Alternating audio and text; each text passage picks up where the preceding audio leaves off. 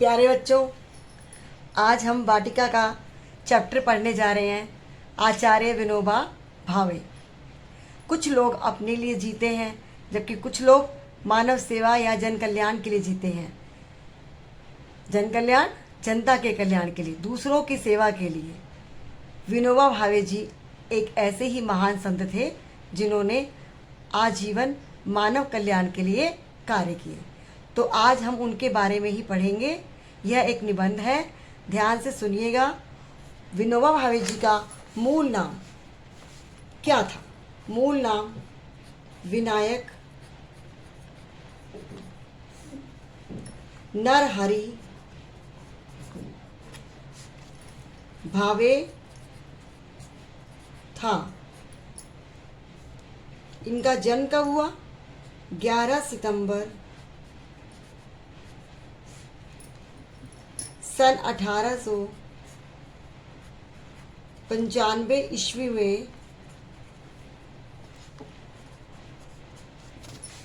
गागोड़े, महाराष्ट्र। महाराष्ट्र राज्य है, गागोड़े स्थान है में गागोड़े नामक स्थान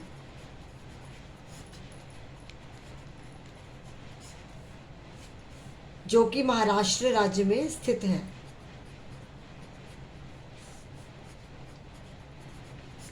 कहाँ स्थित है? महाराष्ट्र में गागोड़े नामक स्थान जो है वो स्थित है। वहीं पर इनका जन्म हुआ सन 11 सितंबर सन 1895 ईस्वी को। ठीक है, चलो मैं आप ये चैप्टर पढ़ के समझा रही हूँ, आप लोगों को पढ़ती भी जा रही हूँ और समझाती जाऊँगी साथ साथ। ध्यान से सुनिए और समझने की कोशिश कीजिए। बच्चों, विनोबा भावे का मूल नाम विनायक नरहरि भावे था। उनका जन्म 11 सितंबर 1895 ईस्वी में गागोड़े, महाराष्ट्र में हुआ था। उनका रहन सहन बहुत ही सादा था। उनका शरीर दुबला पतला, माथा चौड़ा और तेजस्वी आंखें थी। वे घुटनों तक की ऊंची धोती पहनते थे। उनके पैरों में सादी चप्पलें होती थी। ये उनके जो रहन सहन कैसा था उसका वर्णन किया है इस पैराग्राफ में। बताया गया है कि वो देखने में कैसे थे। पतले दुबले से थे, चौड़ा माथा था और आंखें बहुत तेज से भरी, तेजस्वी आंखें थी और धोती पहनते थे। वो कोई दिखावा नहीं था, मतलब उनका जो जीवन था वो एकदम बिल्कुल साधारण था और सादा जीवन जीते थे वे। विनोबा जी प्रातःकाल बहुत जल्दी उठ जाते थे। नित्य कर्म के उपरांत मतलब बाद में, वे प्रार्थना करते थे और फिर अपने कार्यों में लग जाते थे। वे प्रतिदिन नियम पूर्वक चरखा चलाते थे। वे बातें बहुत कम करते थे और कार्य बहुत अधिक। वे करनी और कथनी में अंतर नहीं दर्शाते थे। जो कहते थे उसे करके दिखाते थे। कुछ समझ में आया? कि सुबह जल्दी उठ जाते थे और फिर प्रार्थना, नित्य कर्म करने के पश्चात वो प्रार्थना में लग जाते थे और उसके बाद वो डेली, रोज नियम से चरखा चलाते थे। महात्मा गांधी जी जानते हैं ना आप? तो महात्मा गांधी जी उनके गुरु थे। उन्हीं से प्रेरणा लेकर के वो भी चरखा चलाते थे। और आज क्या है? आज है 2 अक्टूबर, महात्मा गांधी जी का जन्म दिवस। उनके जन्म दिवस पर आप सबको बहुत सारी शुभकामनाएं। और श्री लाल बहादुर शास्त्री जी, जो कि हमारे द्वितीय प्रधानमंत्री थे, तो उनका भी आज के दिन जन्म दिवस है। तो उनके जीवन से भी हमें प्रेरणा लेनी चाहिए। वो भी ऐसे ही बिल्कुल थे कि सादा जीवन, उच्च विचार थे उनके। तो हमें इन लोगों से प्रेरणा लेनी चाहिए और ऐसा ही बनने की कोशिश करनी चाहिए। कथनी करनी में अंतर नहीं होना चाहिए। जो हम कहते हैं वो हमें करके दिखाना चाहिए। और अगर हम किसी काम को कर नहीं सकते तो हमें उसे कहना भी नहीं चाहिए कि हम ये करेंगे, हम वो करेंगे। ठीक है, अब आगे बढ़ते हैं। उनके जीवन का प्रमुख ध्येय मानव हित के लिए कार्य करना था। वे अपनी नहीं, मानव कल्याण की चिंता करते थे। उनकी दृष्टि में मानव कल्याण का एक ही उपाय था, सवय भूमि गोपाल की। सवय मतलब सारी, भूमि धरती, गोपाल अर्थात श्री कृष्ण की। इसका मतलब क्या हुआ? सवय भूमि गोपाल की मतलब सारी भूमि ईश्वर की दी हुई है, वह सबको समान रूप से मिलनी चाहिए। मनुष्य दुखी इसलिए है कि एक के पास आवश्यकता से बहुत अधिक है, चाहे वो खाने पीने की वस्तु हो, जमीन जायदाद, धन रुपया, कोई भी वस्तु हो। एक के पास बहुत है और एक के पास जितनी जरूरत होती है उतनी भी नहीं है, तो दूसरे के पास आवश्यकता से भी बहुत कम। उनका कहना था कि हम सबको बांट कर खाने की आदत बनानी चाहिए।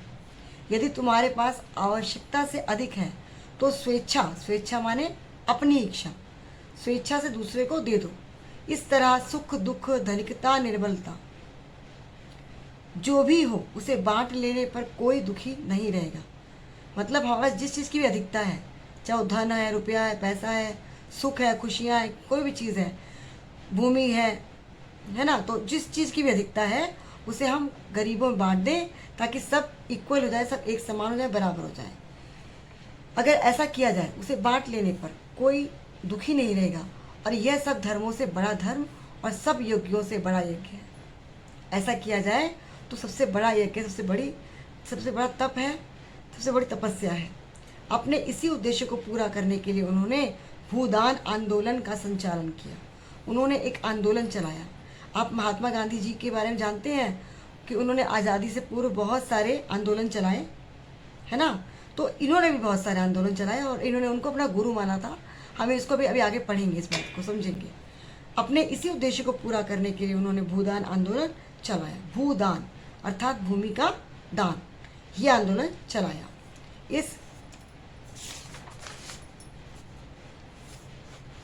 इस आंदोलन के द्वारा एक ऐसे समाज की नींव रखना चाहते थे जिसमें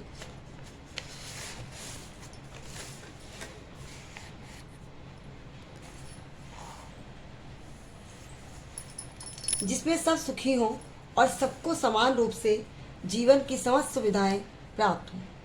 मनुष्य में किसी तरह का अंतर ना हो, ऊंच नीच के समस्त भेदभाव मिट जाएं। अपने इन्हीं विचारों को जन जन तक पहुंचाने के लिए वे गांव-गांव की पैदल यात्रा किया करते थे। क्या चाहते थे वो? कि सबको समान रूप से भूमि मिले, सबको जो भी प्राप्त है, किसी को अधिक अगर, तो वो सब में डिवाइड कर दे, बांट दे उसको, ताकि सभी एक समान सुखी हो सके। ठीक है, तो अब क्या कहते हैं आगे वो? इन्हीं विचारों को, जो इनकी सोच थी, ये विचार जो इनके थे, उसको लोगों तक पहुंचाया कैसे जाए, तभी तो लोग फॉलो करेंगे, तभी तो बात को मानेंगे। तो अपने इन्हीं विचारों को जन जन तक पहुंचाने के लिए वे गांव गांव की पैदल यात्रा किया करते थे। एक गांव से दूसरे गांव तक पैदल वे लोगों को समझाते थे कि यदि तुम्हारा पड़ोसी दुखी है और निर्धन है तो तुम भी सुखी और धनी नहीं रह सकते, इसीलिए उसे भी उठाओ। किसको? अपने पड़ोसी को। यदि दुखी है, परेशान है, गरीब है, निर्धन है, दुखी है, तो तुम भी सुखी नहीं रह सकते हो, और उसकी भी मदद करो, उसे भी उठाओ और अपने बराबर करो। तभी समाज आगे बढ़ेगा, राष्ट्र उन्नति करेगा तथा समस्त संसार के लोग सुखी जीवन का आनंद उठा पाएंगे। यही विनोबा जी का सर्वोदय था। सर्वोदय से क्या तात्पर्य है? सर्वोदय से तात्पर्य है सबका उदय, अर्थात अथवा सबकी उन्नति, सबकी तरक्की। विनोबा भावे सच्चे अर्थों में संत थे। उन्हें स्व की नहीं पर की चिंता थी।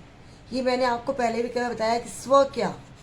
स्व मतलब अपना, केवल अपनी चिंता नहीं थी उनको।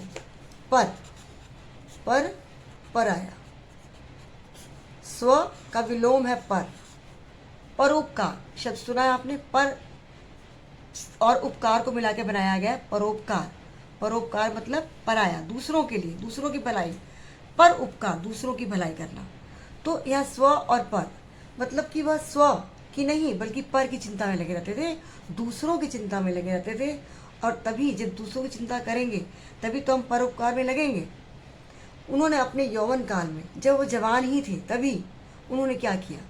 जब उनको अपने जीवन के लिए बहुत कुछ करना होता है, लोगों को अपने जीवन को ऊंचाइयों तक ले जाना होता है, तब उन्होंने क्या किया? अपने जीवन की सिर्फ चिंता नहीं की, बल्कि अपने आनंद की चिंता नहीं की, बल्कि क्या किया? दूसरों की सेवा में अपने जीवन को लगा दिया, अपने यौवन को लगा दिया। जो यंग एज होती है, जवान लोग होते हैं जब, तो क्या सोचते हैं? हम कैरियर बनाएंगे, तरक्की करेंगे, हमारे गाड़ी हो, बंगला हो, ये हो, वो, और हमें बहुत कुछ करना है लाइफ में।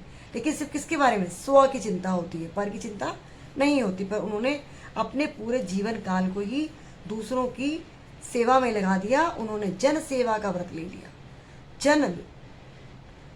जन मतलब व्यक्ति, मानव, कोई भी मानव, उनकी सेवा का व्रत ले लिया था। उन्होंने अपने सारे प्रमाण पत्र जला डाले, जो भी उन्होंने शिक्षा प्राप्त की, ग्रहण की, उन सब के प्रमाण पत्र उन्होंने सब जला दिए, ताकि वे कभी कभी अपनी राह से ना हटे, और अपने लिए नहीं, दूसरों के लिए ही जीना जो था उनको, इसीलिए उन्होंने ऐसा कार्य किया।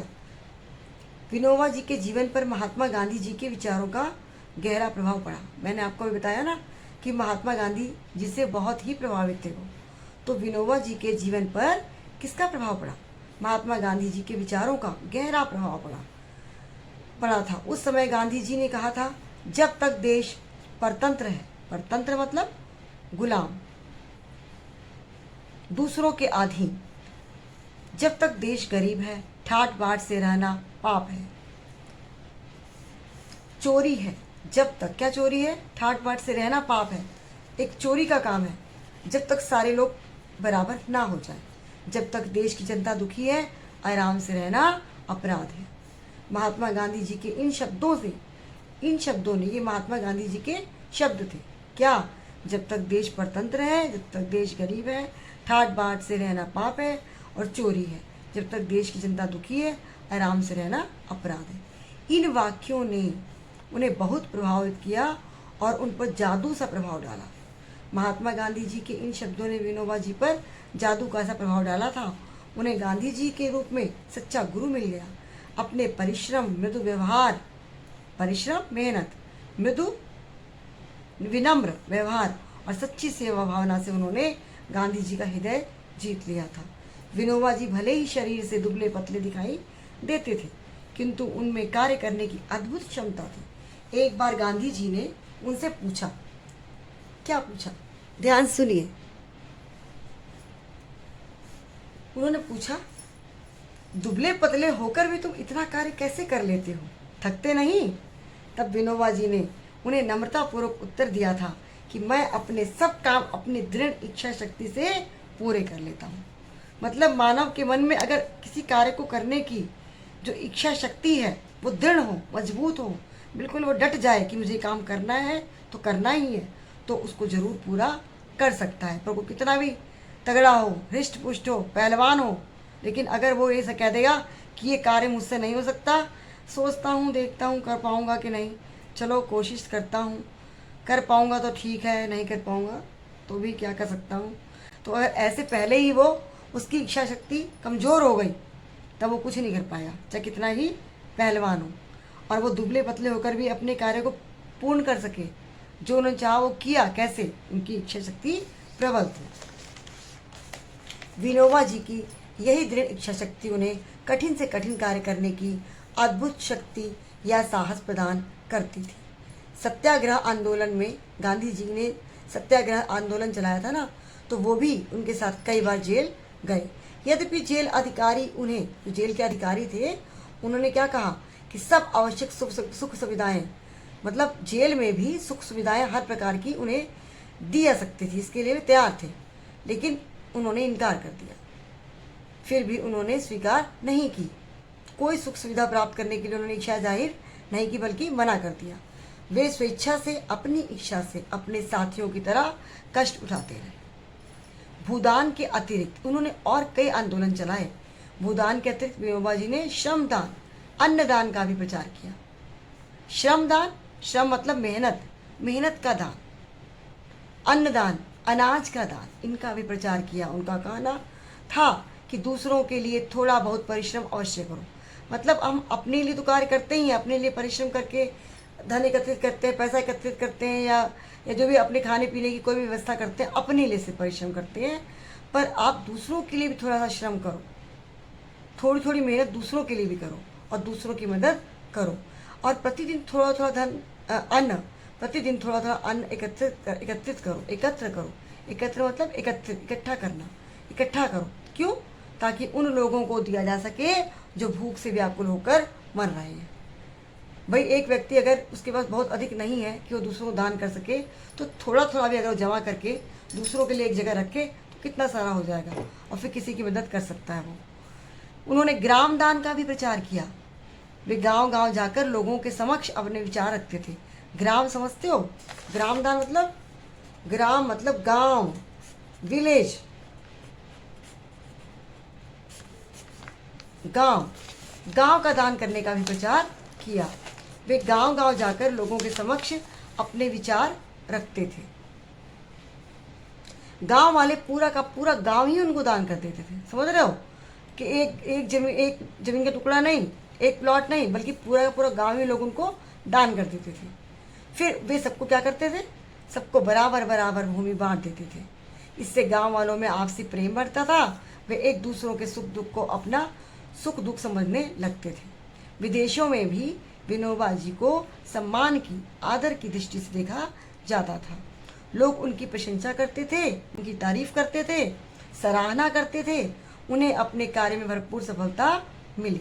जन सेवा का व्रत लेकर जीवन जीने वाले इस संत जन सेवा, जन जन की, व्यक्ति व्यक्ति की, हर मानव की सेवा करने का जो व्रत उन्होंने लिया था पूरे जीवन तक, उसको उन्होंने पूरा किया। और इस संत का स्वर्गवास 15 नवंबर सन 1982 ईस्वी को हुआ था। कब हुआ था? 15 नवंबर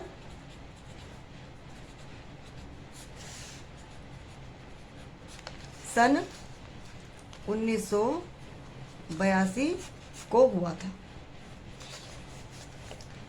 तो ये आप इस पाठ से आपको क्या शिक्षा मिलती है? इस निबंध से उनकी जीवन के बारे में इतना कुछ पढ़ करके और सुन करके आपको क्या लगता है? आपको क्या करना चाहिए, या आपको खुद तय करना पड़ेगा, है ना? तो आप भी चाहते हैं ना कि दूसरों की मदद कर सकें। आप जिस प्रकार से भी मदद कर सकें।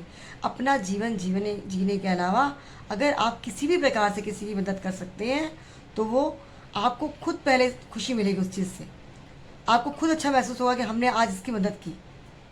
दूसरे को तो अच्छा लगेगा ही जिसकी आप मदद करेंगे, पर आपको मन में संतोष होगा कि मैंने अपने जीवन में कुछ सोचा, किसी की सेवा का, किसी की मदद करने का मैंने प्रण लिया, तो मैंने अगर कर पाए पूरा तो आपको बहुत खुशी मिलेगी। जरूरी नहीं है कि पूरी दुनिया की ही मदद करें आप, लेकिन किसी एक व्यक्ति अपने जीवन में, पूरे जीवन में अगर आप किसी एक या दो व्यक्ति, 4 व्यक्ति की मदद भी करते हैं, अच्छे से सहायता करते हैं, तो आपको बहुत अच्छा लगेगा। अभी आप छोटे हैं, अभी तो आपको सिर्फ अपने माता पिता की मदद करनी चाहिए। और कोई आपका मित्र है ना, परेशान है, दुखी है, तो आप जैसे उसकी मदद कर सकते हैं थोड़ी बहुत, उसकी मदद आपको करनी चाहिए। पर अच्छे कार्य करने की सोचिए, अच्छे कार्य करने के बारे में सोचिए और अपने जीवन को सफल बनाइए। और सबसे पहला तो अभी काम क्या है कि मन लगाकर पढ़ाई करो, परीक्षा में अच्छे अंक लाओ। हम किसी की मदद कब कर सकते हैं? जब हम खुद किसी लायक हों। जब हम खुद ही किसी के लायक नहीं होंगे, कुछ करने लायक नहीं होंगे, दूसरे पर डिपेंड होंगे, तो हम किसी की क्या मदद कर पाएंगे? तो पहले आपको अपने पैरों पर खड़ा होना है, अपने आप के लिए कुछ करना है, अपने माता पिता के लिए कुछ करना है। और जब आप इस अवस्था में पहुंच जाओ कि आप किसी की मदद कर सको तो मदद जरूर करना, ठीक है? लेकिन अभी भी आप छोटी मोटी मदद कर सकते हैं, अपने मित्रों की, दोस्तों की, अड़ोस पड़ोस में कोई परेशान है तो आप कुछ तो मदद कर ही सकते हैं, चाहे वो मेहनत से, श्रमदान से, या किसी भी चीज़ से, भोजन से, मतलब जो भी आप छोटी मोटी मदद करना चाहें वो कर सकते हैं अभी भी आप, ठीक है? पर पहले अभी एग्ज़ाम की तैयारी करो, पेपर शुरू हो चुके हैं आप लोगों के, और उस पर ध्यान दीजिए, ठीक है? पढ़ाई में अच्छे अंक लाने हैं, पहले अपनी मदद करनी है, अपने ऊपर ध्यान देना आपको। तो सारे बच्चे मन लगा के पढ़ाई करेंगे। एक बार शब्दार्थ भी बता देती हूँ। मूल, वास्तविक, नित्य कर्म, प्रतिदिन के कार्य, रोज के कार्य, करनी, किया गया कार्य, दृष्टि, नज़र, दृढ़, मजबूत, भूदान, भूमि का दान, संत, महात्मा, तेजस्वी, जिसमें तेज हो, कथनी, कही गई बात, ध्येय, उद्देश्य, स्वेच्छा, अपनी इच्छा, श्रमदान, परिश्रम रूपी दान, व्रत, प्रतिज्ञा, स्वर्गवास, देहांत। ठीक है बच्चों, तो ये आपका पाठ पूरा हुआ, ठीक है? इसे ध्यान से पढ़िएगा, समझिए, और परीक्षा में अच्छे नंबर लाने आप सबको। ऐसा मैं उम्मीद करती हूँ कि आप ये प्रण करेंगे और अच्छे नंबर लेकर के आएंगे, जिससे आपको भी खुशी हो और मुझे भी बहुत खुशी हो कि बच्चे कुछ मेहनत कर रहे हैं और मेरा पढ़ा उनको कुछ समझ में आ रहा है, ठीक है? तो अगले पार्ट में, अगली वीडियो में हम फिर जो दूसरा पार्ट आपका पेपर में आ रहा है उसमें मिलते हैं, ठीक है? क्या नाम है उसका? उस पार्ट की वीडियो बनाने जा रही हूँ मैं, जो आपका एग्ज़ाम में आ रहा है, चंबा की कहानी। तो अगली वीडियो उसे भी ज़रूर देखिएगा। पसंद आए तो लाइक कीजिएगा, ठीक है बच्चों। और मुझे पता है कि आप चाहेंगे कि मैम इस चैप्टर की भी वीडियो बना दें, इसीलिए मैं बना रही हूँ। शायद इससे आपको कुछ ना कुछ हेल्प ज़रूर मिलेगी, ठीक है। तो नेक्स्ट वाली वीडियो भी ज़रूर देखना, ठीक है। लाइक करना, सब्सक्राइब कर लेना चैनल को। और इसके बाद मैं शायद अनुच्छेद की भी वीडियो बनाऊँ। सोच रही हूँ कि अनुच्छेद वगैरह पे 10 लाइनें आपको लिखवाती हूँ, 12 लाइन 15 लाइन, उन पे भी कुछ ना कुछ वीडियो बनाऊँ। अगर बना पाई तो आपको भी खुशी मिलेगी, मुझे भी मिलेगी। और नहीं बना पाई तो मैं प्रॉमिस नहीं कर रही हूँ, ठीक है। Okay, bye bye.